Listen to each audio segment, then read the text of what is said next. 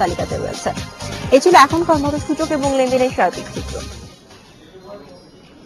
জানিয়ে রাখি, ব্যবসাপাতি অনুষ্ঠান চলাকালে আপনারা আপনাদের মতামত এবং প্রশ্ন পাঠাতে পারবেন SMS এর মাধ্যমে।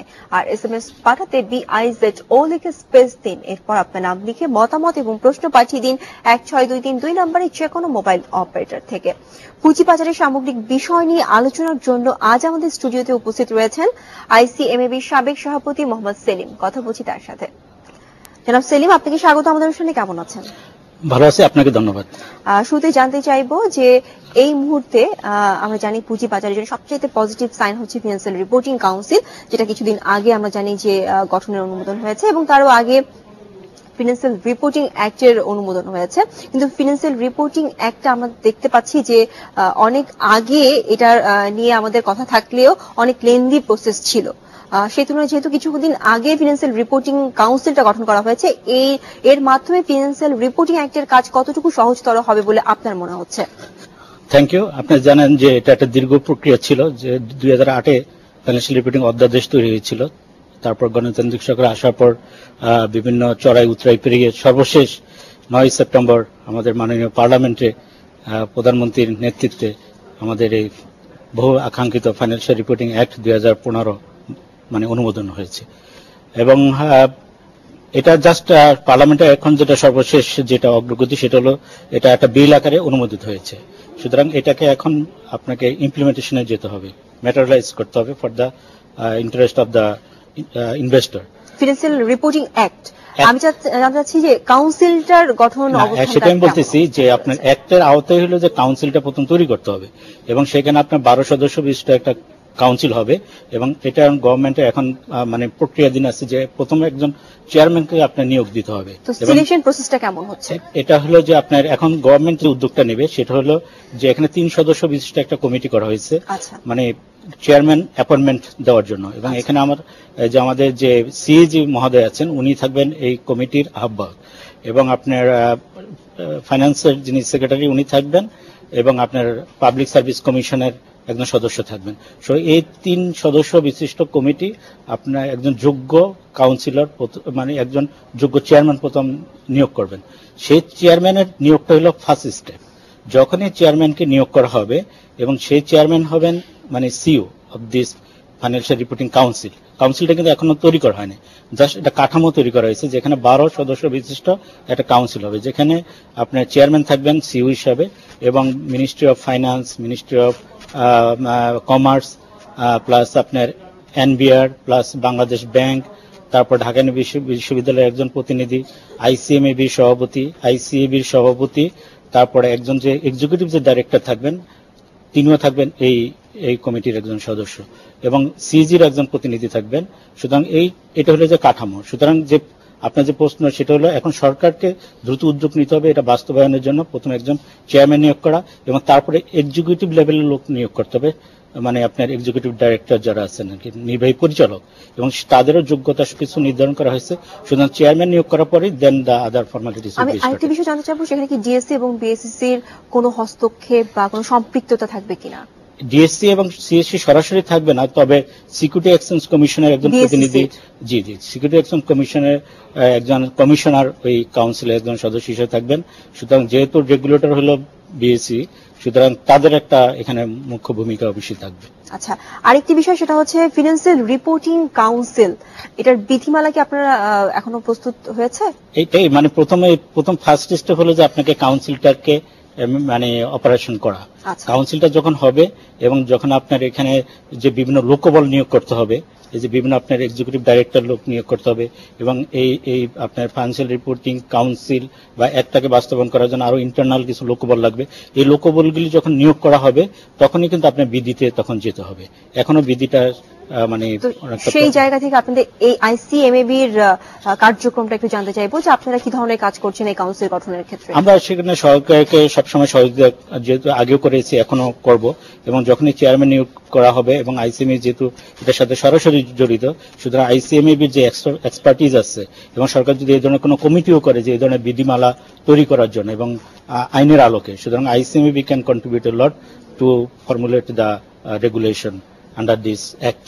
আচ্ছা, এই একটা যদি বাস্তবায়ন হয় সেক্ষেত্রে আমাদের সেই ফিনান্সিয়াল রিপোর্টিং অ্যাক্টের বাস্তবায়নটা আমরা কতটুকু ত্বরান্বিত দেখতে পাবো যদি ফিনান্সিয়াল রিপোর্টিং কাউন্সিলের পুরোপুরি কার্যক্রম শুরু হয়, এটা একটু জানতে চাইবো, যেহেতু এটার আন্ডারেই ফিনান্সিয়াল রিপোর্টিং কাউন্সিলটা গঠন করা হয়েছে। জি জি, হ্যাঁ, এটা যখন কাউন্সিল হবে এবং যখন আপনার বিধিমালা তৈরি করা হবে তখনই কিন্তু এটার মানে বাস্তবায়নটা শুরু হবে এবং সেটা মানে আপনার যে যারা এখানে অডিট করবেন, যারা অডিটর হবেন তাদেরকে এখানে লিপিবদ্ধ করতে হবে এবং এই যে কারা কারা অডিটর হবেন তাদের কি ধরনের যোগ্যতা থাকতে হবে, অডিট ফার্মগুলির কি ক্যাপাসিটি থাকতে হবে যে লিস্টেড করার জন্য, এগুলি কিন্তু কার কি যোগ্যতা থাকবে মানে অডিটর হিসাবে এই ফাইন্যান্সিয়াল রিপোর্টিং কাউন্সিলে কিন্তু আপনার এনলিস্টেড করতে হবে এই অডিট ফার্মগুলির।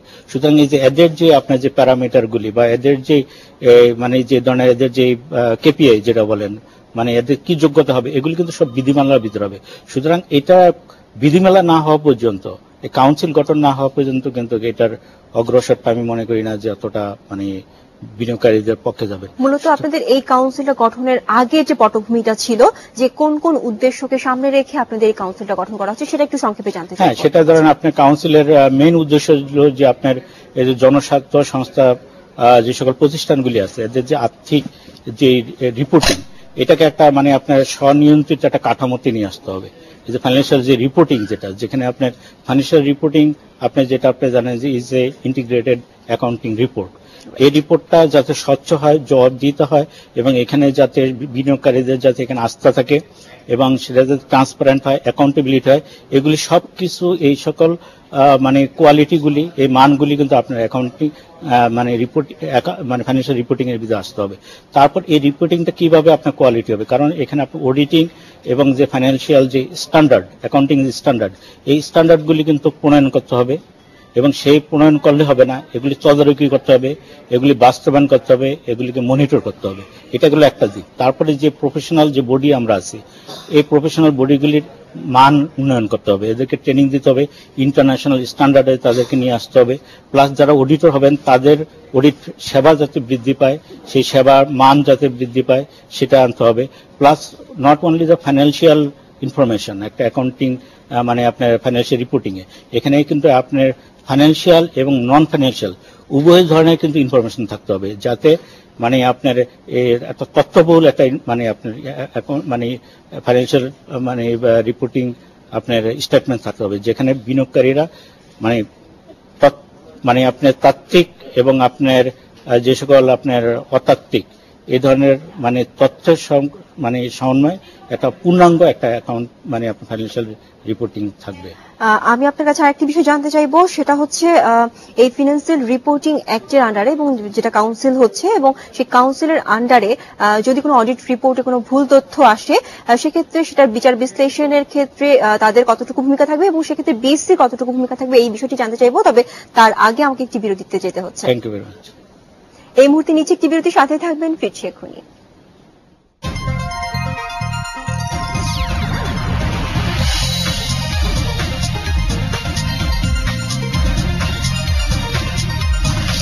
ঘন্টায় খবর।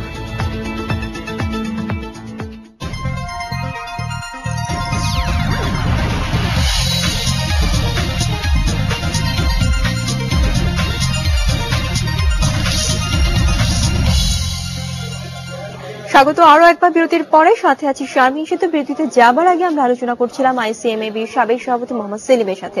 ফিরছি আবার আলোচনায়। জানাব সেলিম, আপনার সাথে বিরতির আগে যেটা নিয়ে আলোচনা করছিলাম যে আমাদের ফিনান্সিয়াল রিপোর্টিং অ্যাক্টের আন্ডারে যে কাউন্সিলটা গঠন করা হলো তার আন্ডারে যদি আমাদের কোনো অনিয়ম ধরা পড়ে অডিট রিপোর্ট এবং ফিনান্সিয়াল রিপোর্টগুলোতে, সেক্ষেত্রে তার বিচারকী কাজগুলো কিভাবে সম্পন্ন করবেন করবেন আপনারা?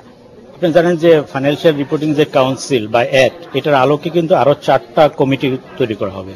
একটা ধরেন একটা হলো অ্যাকাউন্ট স্ট্যান্ডার্ড সেটিং, আরেকটা হলো আপনার যে ফাইন্যান্সিয়াল রিপোর্টিং এটাকে রিভিউ করা, যে যে রিপোর্টগুলি জমা দেওয়া হবে সেগুলি রিভিউ করা, প্লাস অডিট যে সার্ভিস এটার মানকে আরো কিভাবে বাড়ানো যায় সেটাকে অডিট মানে সেবার মান রিভিউ করা, এবং আরেকটা কমিটি থাকবে ইমপ্লিমেন্টেশন।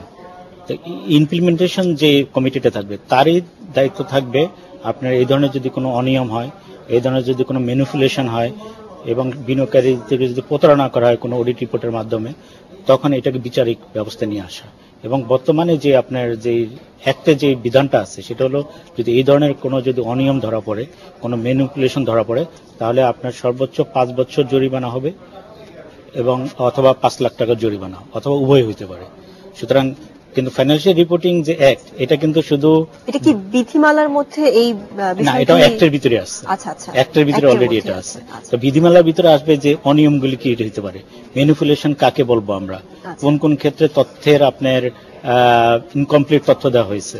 তো এই জিনিসগুলি কিন্তু ইনকমপ্লিট যে জিনিসগুলি, যেগুলি একটা ভেরিয়েন্স তৈরি করা হবে যে কোন জিনিসটা মানে আপনার মানে এখন যে আমাদের যে সিস্টেমটা রয়েছে পুরোপুরি বিচারকী দায়িত্ব আমরা বিসিসির উপর ডিপেন্ড করি, সেই বিষয়টি পুরোপুরি আমরা জানি যে ফিনান্সিয়াল রিপোর্টিং কাউন্সিলের আন্ডারে অ্যাক্টের মাধ্যমে সম্পন্ন করা হবে। এই বিষয়টি হয়তোবা আমাদের পুঁজিবাজার অনেকটা সহজতর করবে ট্রেডিং ভলিউম। এবং আসলে যেটা ফাইন্যান্সিয়াল রিপোর্টিং এর অ্যাক্টের যেটা উদ্দেশ্য, এটা কিন্তু আসলে দণ্ড দেওয়া না, এটা হলো যে সামুদ্রিক মানকে মানে আন্তর্জাতিক মানে রূপান্তরিত করে। আমাদের যে ফাইন্যান্সিয়াল রিপোর্টিং বলেন, আমাদের যে স্ট্যান্ডার্ড গুলি আছে বা আমাদের যে পেশাজীবীদের যেই ক্যাপাসিটি আছে, এগুলিকে কিন্তু আন্তর্জাতিক মানে একটা হাইয়েস্ট স্ট্যান্ডার্ডে নেওয়াটাই কিন্তু মানে একটা কাজ। আচ্ছা, আরেকটি বিষয় যেটা জানতে চাইবো, সেই অডিট রিপোর্ট গুলোর বিষয়গুলো কি শুধুমাত্র লিস্টেড বা নন লিস্টেড মধ্যে কোনো মানে কোনো পার্থক্য রয়েছে, নাকি আপনারা নন লিস্টেড লিস্টেড সব কোম্পানির উপরই এই অডিট রিপোর্ট গুলো যাচাই বাছাই করবেন? এখানে যেটা আপনাকে যে জনস্বার্থ সংস্থা বলতে বোঝা যায় লিস্টেড, যেখানে আপনার সিকিউরিটি এক্সচেঞ্জ কমিশনের কাছে যারা জবাবদিহি, যেখানে আপনার রিপোর্ট সাবমিট করতে হয়, সেটাকেই কিন্তু আপনার জনস্বার্থ মানে সংস্থা বলা হয়। আর যেটা নন লিস্টেড সেটা কিন্তু আপনার মানে সেটা হলো ইন্ডিভিজুয়াল, সেখানে কিন্তু আপনার কোনো পাবলিক ফান্ড থাকে না, সেটা হলো প্রাইভেট ফান্ড। তবে সেটাকে কিন্তু আস্তে আস্তে আমি মনে করি যে কিছুগুলো এসএমই আছে বা যেগুলি আপনার বৃহৎ আকারে প্রাইভেট প্রতিষ্ঠান আছে, এগুলি কিন্তু আস্তে আস্তে একটা রেগুলেটরি ফর্মে নিয়ে আসা উচিত। এবং গভর্নমেন্ট কিন্তু অলরেডি আপনি জানেন যে এবারে আগের বারে যে ফাইন্যান্সিয়াল যে আপনার যে একটা তৈরি করেছিল পার্লামেন্টে আপনার বাজেটের সময়, মানে সেখানে কিন্তু আপনার এই ধরনের ছোট ছোট প্রতিষ্ঠানগুলিকে কিভাবে অ্যাকাউন্টিং স্ট্যান্ডার্ড মেনটেন করা যায়, এগুলিকে কিভাবে জবাবদিহিতার ভিতরে নেওয়া যায়, যাতে তারা মানে ভুল যাতে মানে আপনার ট্যাক্স রিটার্ন যাতে জমা না হয়। আমরা জানি যে আমাদের এই অ্যাকাউন্টেবিলিটিটা আরো বেশি মানে ত্বরান্বিত করার জন্য south Asia federation of accounting বিভিন্নভাবে কাজ করে যাচ্ছে এবং আঞ্চলিক সহযোগিতা আমাদেরকে করছে। এর পটভূমিটা আপনারা জানতে চাইবো যে এখন বর্তমানে আমরা কি ধরনের সহযোগিতা সেখান থেকে পাচ্ছি। অবশ্যই, কারণ আপনি জানেন যে south Asian federation of accountants এটা 1984 সালে কিন্তু এই অ্যাসোসিয়েশনটা প্রতিষ্ঠিত হয় এবং আমরা যারা এটা কিন্তু একটা FX body of the Shark, এবং শার্কের 7টা দেশ নিয়ে, যদিও এখন আফগানিস্তান আসছে, 7টা দেশ নিয়ে শার্ক প্রতিষ্ঠা। কিন্তু আমাদের যে সাপার মূল মেম্বার হলো আপনার 9টা ইনস্টিটিউট এবং 5টা দেশ, যার ভিতরে 2টা দেশ এখনো ইনক্লুড হয় নাই, সেটা হলো ভুটান এবং আপনার মালদ্বীপ। কারণ এইখানে কিন্তু এখনো এই 2টা দেশে এখনো প্রফেশনাল ইনস্টিটিউট তৈরি হয় না। সাপার তরফ থেকে কিন্তু আমরা এদের ক্যাপাসিটি বিল্ডিং এর জন্য এবং এখানে যাতে প্রফেশনাল ইনস্টিটিউট তৈরি হয় সেটা কিন্তু আমরা কাজ করতেছি। অচিরেই কিন্তু আরো 2টা দেশ এখানে ইনক্লুড হবে। কোন কোন দেশ? মানে মালদ্বীপ এবং ভুটান প্লাস আফগানিস্তান, মানে 8টা দেশ আসবে। জি, এখন যে 9টা মানে ইনস্টিটিউট আছে সেখানে বাংলাদেশের 2টা আইসিবি, আইসিএমবি, এরকম ইন্ডিয়ার 2টা ইনস্টিটিউট, চার্টার্ড এবং কস্ট, প্লাস আপনার নেপালের চার্টার্ড ইনস্টিটিউট এবং শ্রীলঙ্কার চার্টার্ড এবং ম্যানেজমেন্ট অ্যাকাউন্টিং। এই 9টা ইনস্টিটিউট সমন্বয়ে কিন্তু শুধু সাপার যে মূল কাজটা হলো বা সাপার যে উদ্দেশ্যটা হলো সেটা হলো যে আমাদের আঞ্চলিক সহযোগিতা মাধ্যমে মানে আপনার ওভারঅল ডেভেলপমেন্ট করা শার্ক কান্ট্রিগুলিতে, এবং এখানে আমরা যে প্রফেশনাল অ্যাকাউন্টেন্ট যারা আছি তাদের যাতে মানটা যাতে মানে ইন্টারন্যাশনাল স্ট্যান্ডার্ড হয় এবং আমরা একে অপরের যে জ্ঞান, অভিজ্ঞতা, প্রফেশনাল অ্যাকাউন্টিং এর উপর কি কোনো এমফাসিস আপনারা দিচ্ছেন? হ্যাঁ, অবশ্যই, কারণ এখানে ধরেন আমরা চাচ্ছি যে প্রফেশনাল ইনস্টিটিউটগুলির যাতে মান এবং যাতে হারমোনাইজেশনটা যাতে হয় এবং এখানে কোর্স কারিকুলাম প্লাস ডেভেলপমেন্টটা যাতে শুধু একটা দেশ যাতে মানে উন্নত না হয় এবং তার আলোকে তার যে মানে এক্সপিরিয়েন্স, তার যে ক্যাপাসিটি, সেটা যাতে অন্যান্য ইনস্টিটিউটগুলি শেয়ার করতে পারে এবং একজনের মেধা আরেকজনের যাতে মানে আপনার ট্রান্সপারেন্সি যাতে আসে, ট্রান্সপারেন্ট যাতে হয় এবং সার্বিকভাবে যাতে আপনার এই সাপা এবং এই রিজিওনালের প্রফেশনাল বডি বা অ্যাকাউন্টেন্ট যারা আছে তাদের যাতে ক্যাপাসিটি বিল্ডিং হয়, এটাই হলো মূল উদ্দেশ্য মানে south Asian federation of accountant. সেক্ষেত্রে আইসিএমবি এবং আইসিএবি কি ধরনের মানে সাহায্য সহযোগিতা করছে সাপা? আইসিএমবি এবং আইসিবি দুইটাই আপনার সাপার মানে মেম্বার এবং আমরা সবসময় যে সাপার যেই বোর্ড অফ ডাইরেক্টরস বলেন, যে বিভিন্ন যে কমিটিগুলি আছে, এবং এই কমিটিগুলিতে আমরা সবসময় প্রত্যক্ষভাবে আমরা অংশগ্রহণ করি, এবং সেখানে আইসিএমএবি যে আমাদের যে কন্ট্রিবিউশন, আমরা অলরেডি আমরা একটা কমিটির চেয়ারম্যান হিসাবে আমরা আছি, মানে আইসিএমএবি। সুতরাং এখানে আমরা এনজিওর উপরে এই কমিটিটা, সুতরাং এখানে আমরা কন্ট্রিবিউশন রাখতেছি। সুতরাং ওভারঅল এই সাফার রিজিয়নের প্রফেশনাল ডেভেলপমেন্টের জন্য আইসিএমএবি মানে প্রত্যক্ষভাবে কাজ করতেছে। বর্তমানে আইসিএমএবি আপনাদের ফিনান্সিয়াল রিপোর্টিং অ্যাক্টের সাথে আর কি ধরনের কাজ আপনারা করছেন? হ্যাঁ, এটা ফাইন্যান্সিয়াল রিপোর্টিং অ্যাক্টের সাথে আমাদের যে সকল মেম্বার আছেন তাদেরকে যে আপনার যে ইথিক্স কোড অফ কন্ডাক্ট, এটা হলো কিন্তু একজন প্রফেশনাল অ্যাকাউন্টেন্টের কিন্তু মেইন মানে আপনার আমি মনে করি প্যারামিটার। মানে আপনি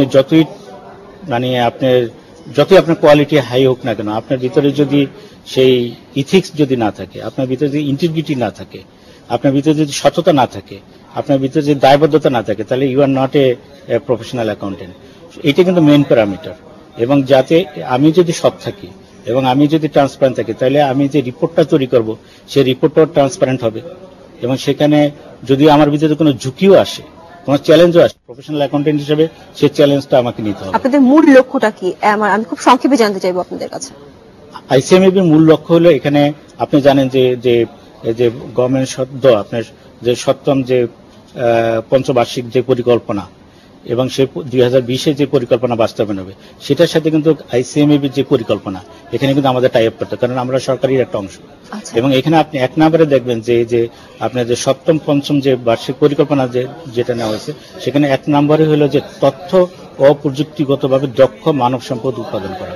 সুতরাং আইসিএমএবি কিন্তু সেই লক্ষ্যে কাজ করতেছে, এবং এটার সাথে সরকারের যেহেতু রিলেশন আছে এবং আইসিএমএবি, সুতরাং ওই লক্ষ্যে কাজ করবে। আমরা যাতে দক্ষ প্রফেশনাল অ্যাকাউন্টেন্ট যাতে তৈরি করতে হবে, যে accountant not only in our own country, they can work anywhere in the world, so they will be a global product. সুতরাং আইসিএমএবি সেইভাবে তার কোর্স কারিকুলামকে পরিবর্তন করতেছে, টিচিং পদ্ধতি সেভাবে আমরা পরিবর্তন করতেছি, আমাদের সিলেবাস সেভাবে আমরা আন্তর্জাতিক মানে নিয়েছি, এবং সেভাবে সামগ্রিকভাবে আমরা এই ধরনের ইন্টারন্যাশনাল দক্ষ মানে প্রফেশনাল অ্যাকাউন্টিং তৈরি করাটাই এখন আইসিএমএবির মেন উদ্দেশ্য এবং চ্যালেঞ্জ। মোহাম্মদ সেলিম, আপনাকে অসংখ্য ধন্যবাদ আমাদের অনুষ্ঠানে এসে সময় দেবার জন্য। আসলে সময় স্বল্পতার কারণে আজকে আমাদের শো এখানে শেষ করতে হচ্ছে। আপনাকে ধন্যবাদ আইসিএমএর পক্ষ থেকে, আমার ব্যক্তিগতভাবে থ্যাংক ইউ। আমন্ত্রণ পরের অনুষ্ঠানে সাথে থাকুন।